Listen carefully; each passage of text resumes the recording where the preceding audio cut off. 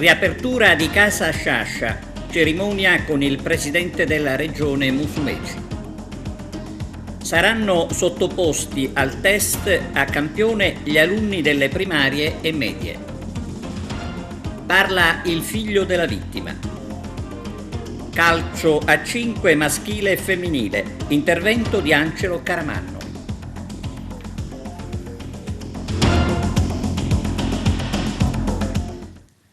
Buongiorno da TVA Notizie. Cerimonia a Racalmuto per la riapertura di Casa Sciascia, il servizio di apertura di Arturo Cantella. Il presidente della regione Nello Musumeci ha inaugurato oggi a Racalmuto la casa natale di Leonardo Sciascia, quindi ha visitato gli ambienti dove lo scrittore racalmutese passava le sue giornate, luoghi che sono stati lasciati integri nel suo essere, il salotto dove riceveva gli ospiti, il suo angolo con la macchina da scrivere per i suoi scritti, luoghi in cui Sciascia visse e maturò.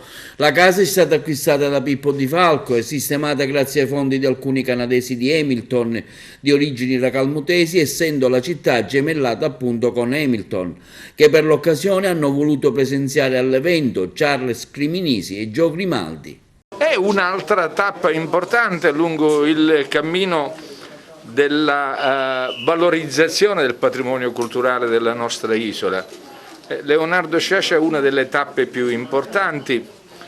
Il suo messaggio costituisce per noi un costante riferimento. Egli ha interpretato il pessimismo di una Sicilia che conosceva fra le pieghe della rassegnazione, della sofferenza, del sacrificio. Io credo che oggi si stia realizzando a Racalmuto una iniziativa di grande significato, soprattutto perché sostenuta dai cittadini emigrati, quindi un valore legato anche al radicamento e al significato della identità. Un momento importante perché quando si dà un tributo a una persona come Leonardo Sciascia è veramente un monumento, io definirei una persona che ha rappresentato egregiamente questo territorio e che soprattutto ha dato lustro, ma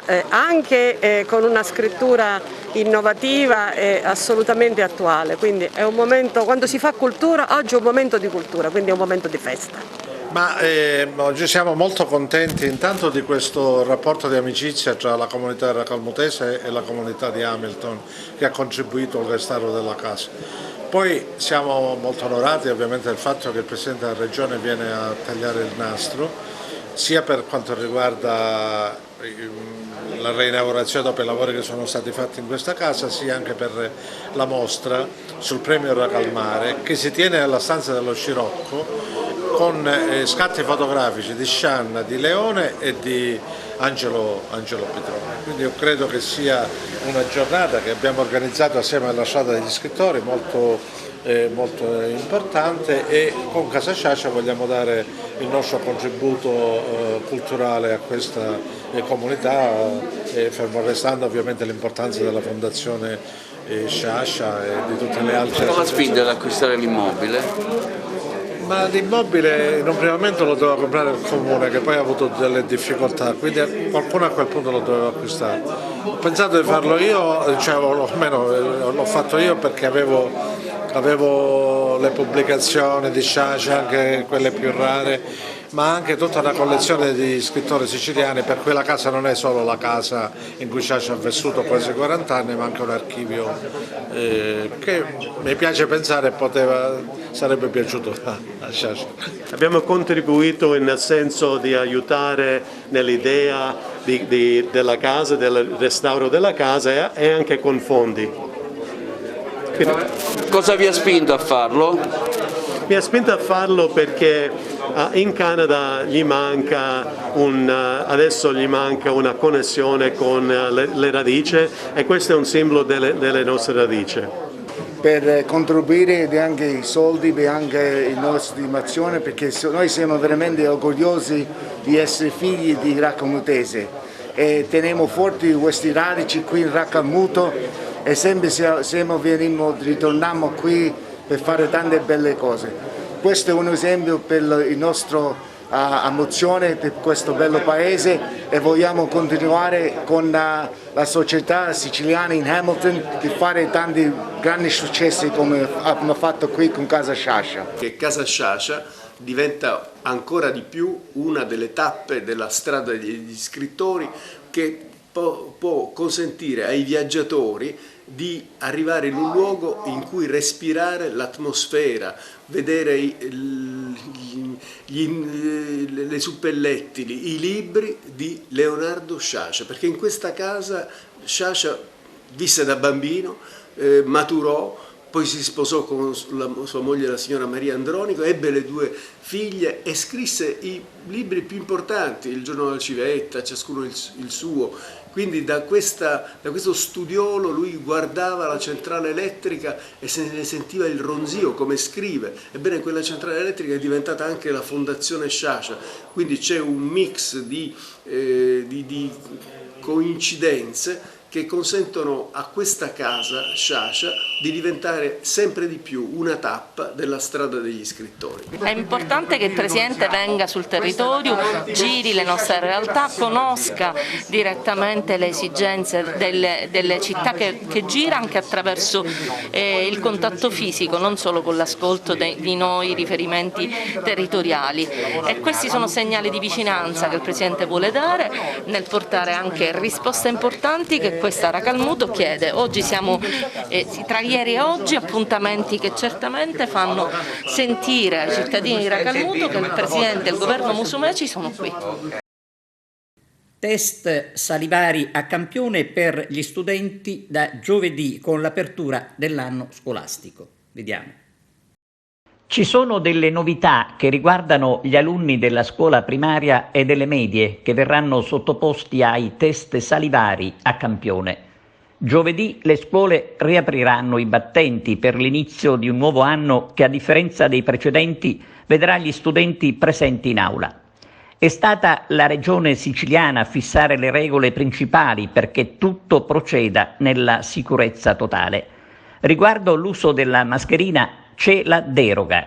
Praticamente la mascherina non verrà utilizzata nelle aule dove tutti gli alunni sono vaccinati con la seconda dose. Resta l'obbligo del Green Pass per il personale scolastico. L'intenzione è anche quella di continuare a scuola la campagna vaccinale. Gli studenti over 12 che hanno ricevuto la prima dose superano il 50%, al 90% invece arriva il personale scolastico che si è vaccinato con entrambe le dosi.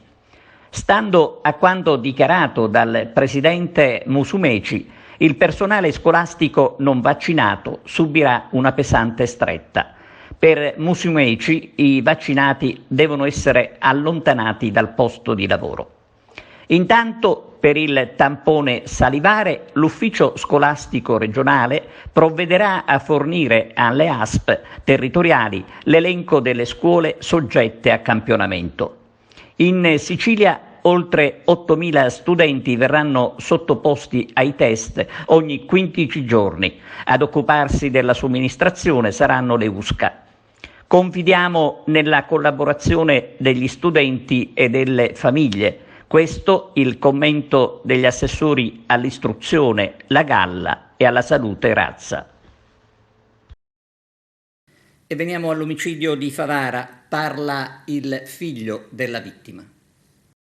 A meno di un mese dal delitto dell'ex presidente del Consiglio di Favara, Salvatore Lupo, freddato nel bar di via 4 novembre lo scorso 15 agosto, i carabinieri di Agrigento, in collaborazione con la tenenza di Favara, hanno individuato il presunto colpevole e immediatamente posto in stato di fermo. Si tratta dell'ex suocero Giuseppe Barba, contiguo alla famiglia Barba, nota per gli ambienti criminali. Tra le prove importanti, come scrive il collega Castaldo sulla Sicilia, oggi è stata la prova testimoniale del figlio Calogero Lupo, che afferma: come mio padre aveva problemi solo con il mio nonno Giuseppe, lui è l'unico ad avere voluto la morte di mio padre.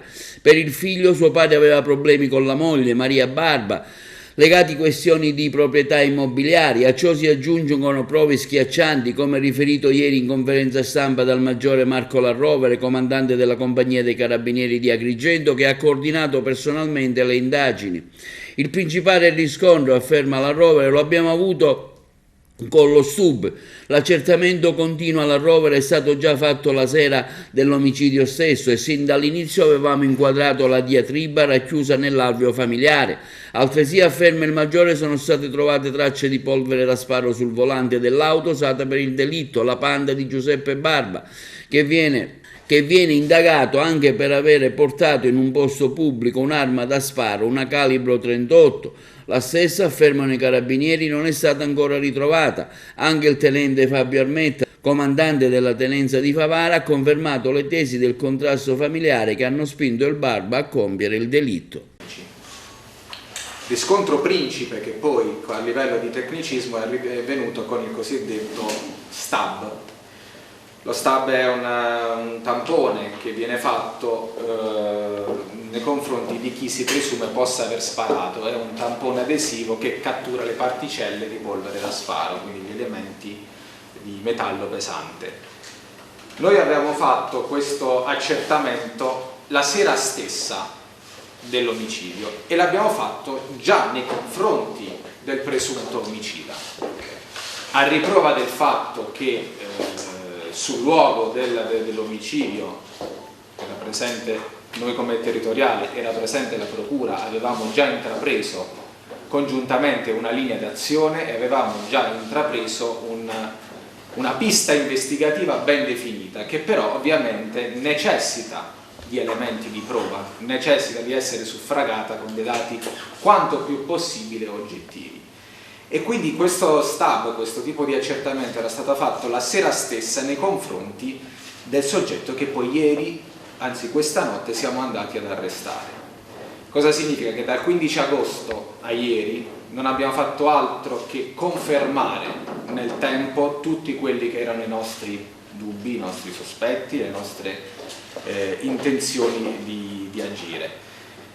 E alla fine la procura, qui presenti con la dottoressa Vetro e la dottoressa Bisso, concordando con gli elementi che noi abbiamo rappresentato e depositato, hanno emesso questo fermo di indiziato di delitto nei confronti di Barba Giuseppe, ex suocero di Lupo Salvatore.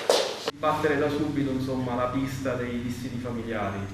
Erano note infatti al comando i contrasti familiari che erano sorti in seno alla famiglia Lupo Barba, scaturiti dalla separazione della vittima Lupo Salvatore dall'ex moglie. E a ciò erano noti pure i contrasti motivati prevalentemente da motivazioni economiche.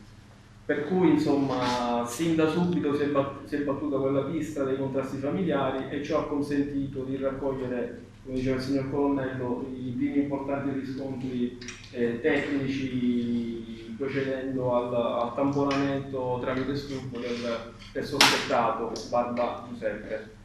Poi le successive indagini, in cui si sono rivelate fondamentali anche le acquisizioni delle immagini dei sistemi di videosorveglianza, ci hanno consentito di accertare senza alcun dubbio quale fosse l'autovettura utilizzata dall'autore dell'omicidio. E l'ultimo elemento di assoluta importanza sono stati gli accertamenti tecnici effettuati dal RIS di Messina, che appunto, esaminando gli stupi, i tamponi fatti nell'immediatezza sul sospettato, hanno appurato che sull'autovettura, che avevamo già notato dai sistemi di videosorveglianza, erano presenti particelle di polveri da sparo compatibili, appunto. La macchina del fermato è una Fiat Panda, che sapevamo già essere in uso al sospettato, e poi abbiamo avuto un importante riscontro di vederla dalle videosorveglianze presenti anche in prossimità dell'esercizio del bar in cui si è consumato l'omicidio. L'AICA ha pronte migliaia di bollette per pagare i consumi di agosto. Migliaia di bollette per il pagamento dei consumi idrici nell'Agrigentino sarebbero in procinto di essere spedite dall'AICA agli indirizzi dei titolari dei contratti. Le bollette si riferiscono stranamente al consumo di un solo mese, che va dal 2 al 31 agosto. E a proposito di AICA, come abbiamo riferito nell'edizione di ieri, sarebbe il nome di Gervasio Venuti, fino a pochi giorni fa commissario del dopo Girgenti Acque, ad essere preferito dalla maggioranza dei sindaci soci della nuova gestione. L'eventuale conferma, comunque, e nomina si dovrebbe avere il prossimo 21 settembre, quando si riunirà il Consiglio di amministrazione dell'AICA. E intanto proseguono le polemiche sull'AICA, appunto, anche con interventi di associazioni che secondo alcuni letteralmente danno i numeri. E restiamo in tema, il sindaco di Raffadali, Silvio Cuffaro, chiede chiarimenti proprio all'AICA. Con una nota stampa interviene oggi il sindaco di Raffadali, Silvio Cuffaro, nella sua qualità di rappresentante dell'ente consorziato. Parliamo, per intenderci, della società che gestisce il servizio idrica, AICA. Cuffaro scrive: considerato che lo stesso è venuto a conoscenza solo attraverso notizie di stampa di come il vicepresidente provinciale Codacons Giuseppe Di Rosa abbia chiesto ufficialmente al presidente del consiglio di amministrazione dell'AICA la documentazione sul passaggio del personale della vecchia società, sospettando presunte promozioni indiscriminate del personale vicino a noti personaggi della politica. Il sindaco di Raffadali, Silvio Cuffaro, chiede pertanto a codesto spettabile consiglio di amministrazione di notiziare e rendere dotti in merito alla questione su esposta non solo tutti i sindaci degli enti consorziati, ma anche i cittadini attraverso gli organi di stampa, in nome di quel principio di trasparenza tanto decantato quale valore cardine su cui si incentreranno gli indirizzi e il modus operandi della nuova gestione idrica. Il sindaco di Raffadali Cuffaro chiede inoltre di ribadire che l'approccio con il quale verranno giustificate le scelte e la legittimità delle decisioni sarà quello improntato dal principio dell'etica pubblica tout court. Cuffaro conclude affermando come sarà cura e impegno da parte dello stesso scrivente, se mai si paleserà la veridicità della fattispecie dichiarata dal vicepresidente del Codacons Giuseppe Di Rosa, di chiedere l'immediata dimissione di questo consiglio di amministrazione. Armato di un martello si scaglia contro i carabinieri che lo arrestano. È successo a Raffadali. Protagonista un 37enne disoccupato con precedenti. L'uomo si aggirava per il paese brandendo un martello.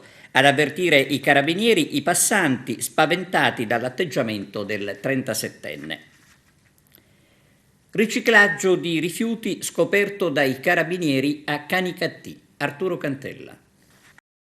Continua l'impegno dei carabinieri verso l'ambiente, scovata infatti una fabbrica casalinga del riciclaggio dei rifiuti nel centro di Canicattì e viene denunciato dagli stessi militari dell'Arma. L'operazione è stata eseguita dai carabinieri della stazione di Canicattì del centro anticrimine natura di Agrigento, che hanno denunciato alla Procura della Repubblica della città il pregiudicato dalle iniziali AP, responsabile di un traffico di rifiuti e realizzatore di una discarica in pieno centro abitato a Canicattì. I militari dell'Arma, che nell'ultimo periodo avevano ricevuto diverse segnalazioni dai cittadini residenti, si sono imbattuti nella montagna immondizia, vasta circa 200 metri quadrati, accatastata in una piazzola della residenziale via La Loggia. Data la vicinanza dell'abitazione del sospettato, i militari hanno immediatamente approfondito, accertando come l'uomo accatastasse in quell'area i rifiuti, molti dei quali speciali e tossici, in attesa di rivenderla. Presso l'abitazione dell'indagato, nel corso della perquisizione, i carabinieri hanno trovato una vera e propria piccola azienda del riciclaggio dei rifiuti, una moto ape per trasportare il ferro raccolto in giro, lavatrici parcheggiate in strada in attesa di essere smembrate, gli strumenti, le presse, le frese, le seghe per tagliare e trasformare e miscelare i vari rifiuti, in una parte dei quali destinata alla rivendita, mentre l'altra parte veniva smaltita in casa. I carabinieri specialisti del centro anticrimine natura proseguono nell'inventario della vasta mole di rifiuti trovata nella disponibilità di AP. Le aree perquisite sono state sequestrate. È compito ora dell'autorità giudiziaria valutare la sorte anche in considerazione dell'eventuale danno ambientale causato dall'indagato con la sua attività totalmente abusiva. Messina, Covid e vaccini, la proposta della politica. La politica deve concentrarsi essenzialmente su due fronti. Intanto risolvere i problemi della cittadinanza. Sono problemi che per la stragrande maggioranza già conosciamo perché li abbiamo affrontati l'anno scorso, e in più deve essere orientata a sensibilizzare il più possibile la popolazione. Oggi dai lavori di commissione è venuta fuori una tematica molto interessante. Dobbiamo far capire a tutta la cittadinanza che ognuno di noi è impegnato sul fronte della lotta alla diffusione della pandemia. E come è impegnato? È impegnato con i comportamenti giornalieri. Ovviamente poi la politica deve mettere a sistema tutte quelle che sono le risposte principali che noi possiamo dare all'impedimento della diffusione della pandemia, e quindi vaccini, e quindi tamponi, e quindi mascherine, e quindi distanziamento. Cosa bisogna ancora fare dal suo punto di vista per quanto riguarda alcune problematiche che sono emerse? L'assessore garantisce impegno, c'è tutto il capitolo della scuola che adesso ci porterà nuovamente a fare i conti probabilmente con la didattica a distanza, nonostante l'indicazione anche del governo sia quella della didattica in presenza. E questa è un'altra delle sfide fondamentali. Io ritengo che la didattica a distanza debba essere evitata. Ha fatto tanti danni, e danni che poi noi probabilmente percepiremo fra un po' di tempo, danni sulla socializzazione, danni anche sulla qualità dell'istruzione che viene trasmessa ai nostri giovani. Ci occuperemo della scuola e del fronteggiamento della pandemia nelle scuole proprio nella prossima commissione, la faremo in sessione congiunta con la commissione che si occupa proprio delle scuole. È chiaro che anche qui molti problemi sono noti. In commissione si è discusso di sfruttare meglio ad esempio il pararescifina, un grosso spazio che oggi è di fatto sottoutilizzato per quanto riguarda la somministrazione dei vaccini. In commissione si è discusso di utilizzarlo tanto per la somministrazione dei vaccini quanto per l'effettuazione dei tamponi. Si tratta di mettere a regime tutte le risorse che noi oggi abbiamo. 2 hub a Lampedusa, uno per i migranti e l'altro per i lampedusani. Ringrazio il ministro dell'Interno Lamorgese, ha detto il sindaco Martello, per avere dato impulso alla campagna vaccinale nell'isola. Vaccinare i migranti nel momento in cui giungono nel nostro territorio, ha aggiunto Martello, consente di aumentare la tutela della loro salute e quella collettiva. Finanziamento per riqualificare la circonvallazione di Ravanusa. L'intervento interessa un punto cruciale per la viabilità. I cittadini di Ravanusa, afferma il deputato regionale Giusi Savarino, attendevano da tempo che la tangenziale est venisse messa in sicurezza. Palermo Pride, il corteo previsto per il 18 settembre non può tenersi a causa delle restrizioni dovute al Covid. Con rassegnazione, dicono dal direttivo, accettiamo la decisione rilevando il differente trattamento che in tutta Italia è stato riservato a diversi eventi. Messina, omicidio sulla scalinata della chiesa di Santa Caterina. Vediamo.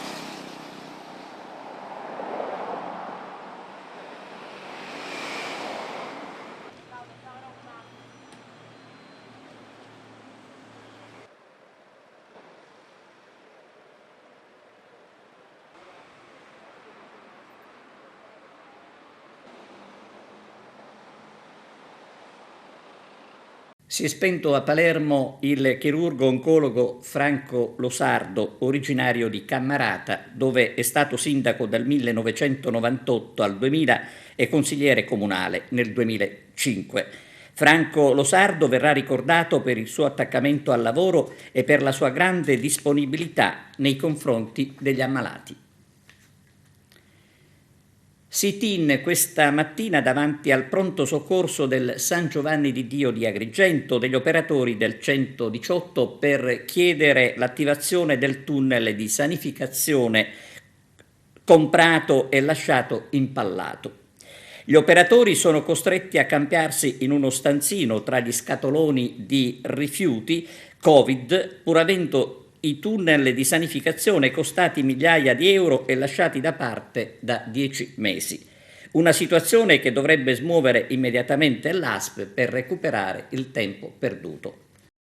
Sit-in questa mattina davanti al pronto soccorso dell'ospedale di Agrigento alla presenza del segretario generale della CISL Funzione Pubblica Salvatore Parello, del segretario aziendale della SEOS 118 Massimiliano Mangiafridda, gli operatori di primo soccorso che operano con i malati Covid costretti a cambiarsi e a disinfettarsi in uno stanzino vuoto senza le sedie o i lavandini e tra gli scatoloni di rifiuti Covid, mentre i nuovi tecnologici tunnel di sanificazione costati migliaia di euro ai contribuenti attendono da 10 mesi di essere messi in funzione. Oggi abbiamo organizzato questo sit-in appunto per cercare di far arrivare quella che è la problematica che vivono questi lavoratori ormai da più di un anno. Sin dalla fine del 2020 avevamo iniziato a denunciare le cattive condizioni in cui questi operatori del 118 erano costretti ad effettuare la sanificazione, appunto perché questo presidio ospedaliero è privo di un centro di sanificazione così come è previsto dalla normativa vigente.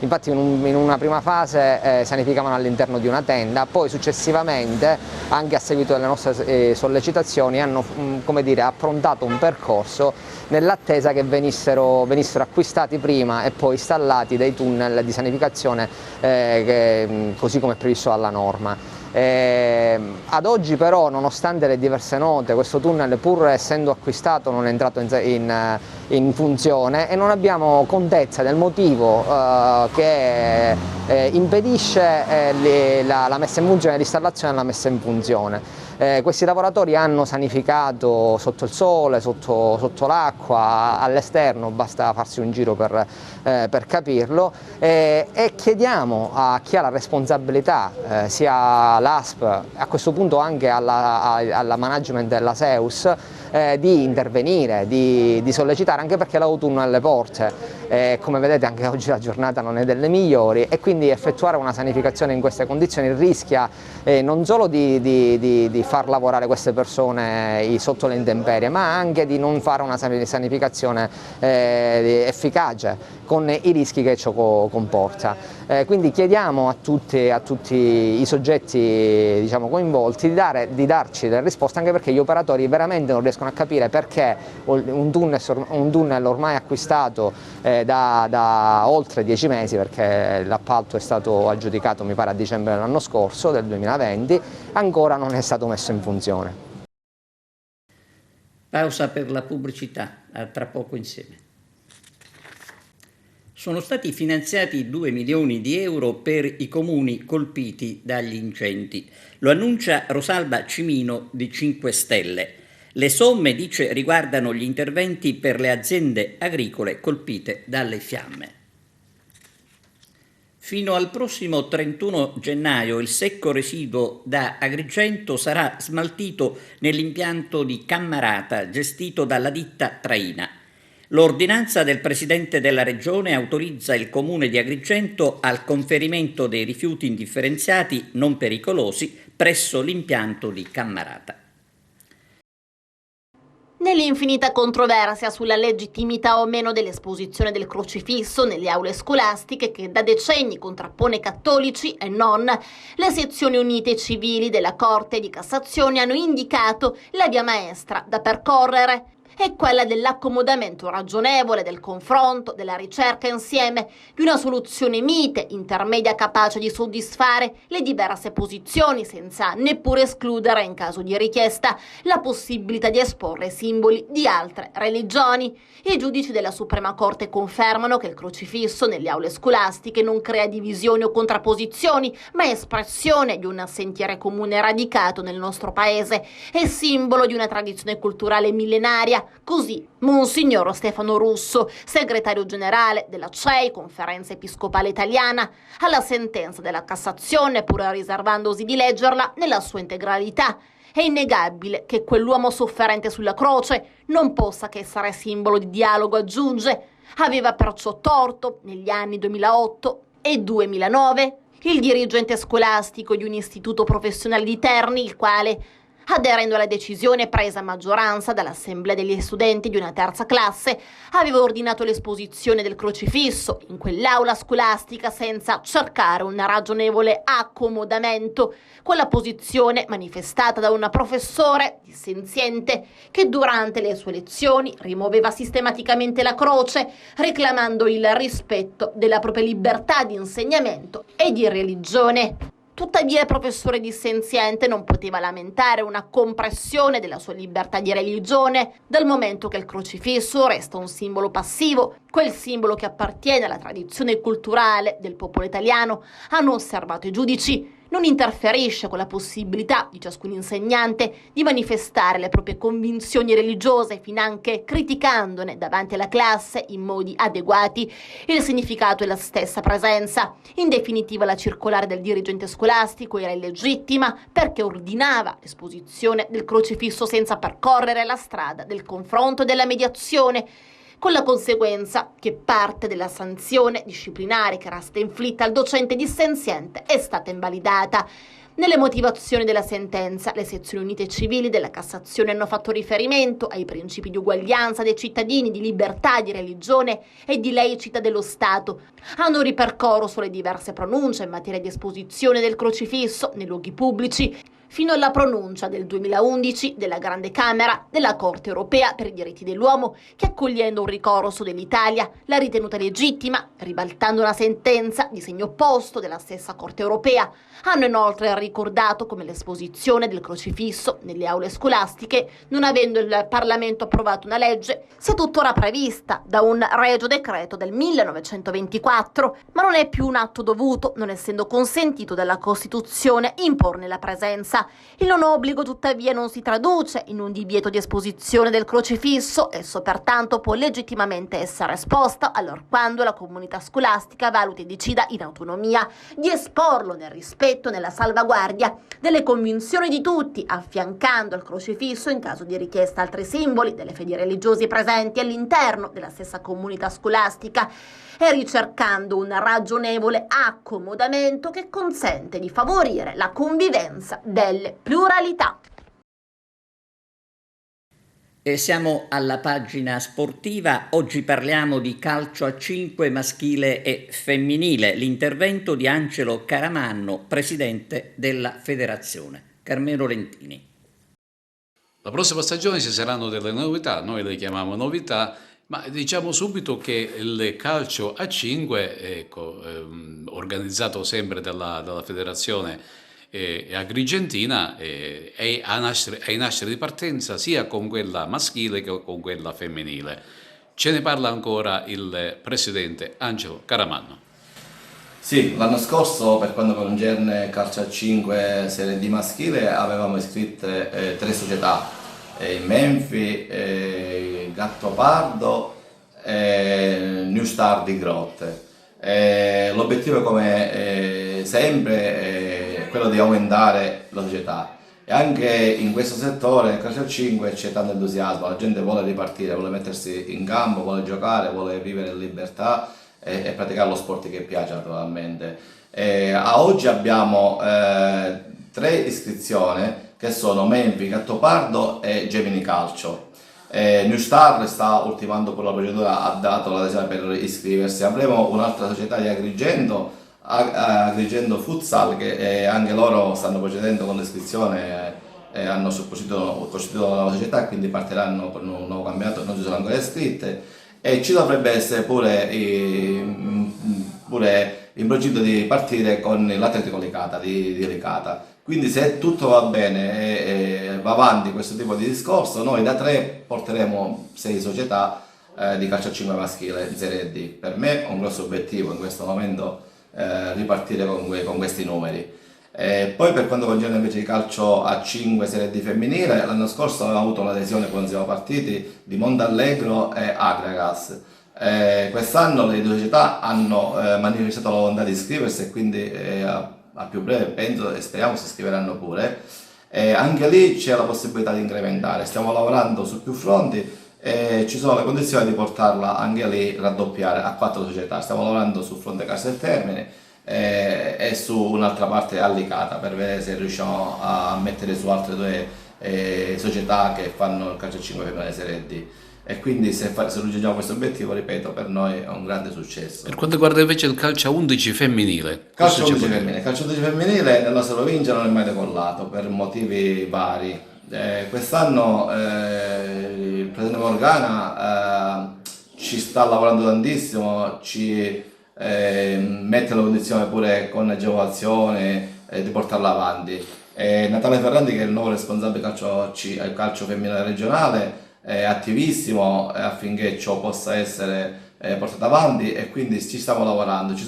Abbiamo buttato una base, abbiamo avuto la disponibilità del Casteltermine eventualmente a fare una squadra di calcio a 11 femminile, però è chiaro che lì il discorso è molto più complicato perché sotto l'aspetto organizzativo, visto che la provincia è vasta e grande, riuscire a trovare una rosa di 20 ragazze per fare una squadra a Casteltermine eventualmente o in qualche altra realtà non è facile, quindi ci stiamo lavorando a livello organizzativo, però io ripeto sono ottimista, quindi posso sicuramente dire che siamo al 50% affinché ciò possa avvenire e quindi riuscire ad avere una squadra di calcio femminile nella nostra provincia sarebbe anche questo un risultato eccezionale, visto che non siamo quasi mai partiti con questa realtà.